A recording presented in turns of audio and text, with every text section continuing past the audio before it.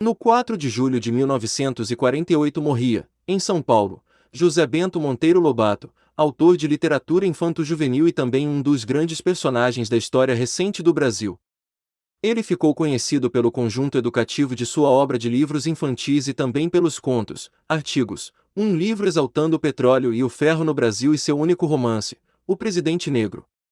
Entre suas obras mais conhecidas estão Reinações de Narizinho, 1931, Caçadas de Pedrinho, 1933, e O Pica-Pau Amarelo, 1939.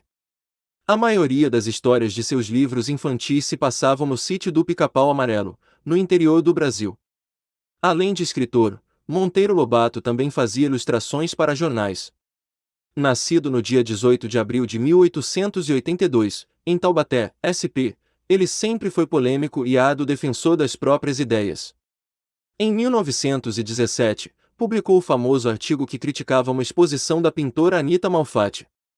O texto, chamado Paranoia ou Mistificação, falava das influências dos ismos, como o futurismo, cubismo e surrealismo na arte de Malfatti que, apesar disso, tinha um talento vigoroso, fora do comum.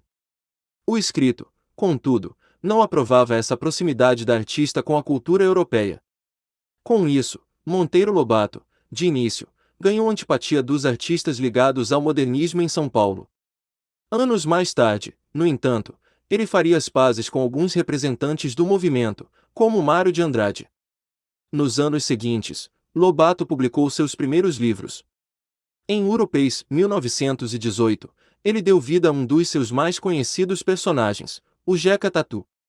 Sua criação gerou muita polêmica, já que traçava um retrato pouco elogiável do caipira como um sujeito preguiçoso, que simbolizava a miséria do campo no Brasil. Outros livros de sua fase inicial são Cidades Mortas, 1919, e Negrinha, 1920. Em 1927, Monteiro Lobato mudou-se para os Estados Unidos.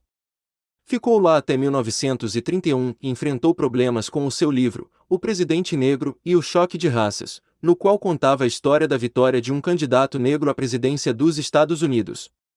Apesar de não ter sido bem aceito nos Estados Unidos, sempre defendeu este país por conta do seu desenvolvimento, principalmente da infraestrutura. No seu retorno ao Brasil, em 1931, Monteiro Lobato defendeu com unhas e dentes um outro ideal: acreditava nas riquezas naturais do país e na produção de petróleo. Por conta disso, chegou a enviar uma carta ao presidente Getúlio Vargas, criticando o governo e foi preso.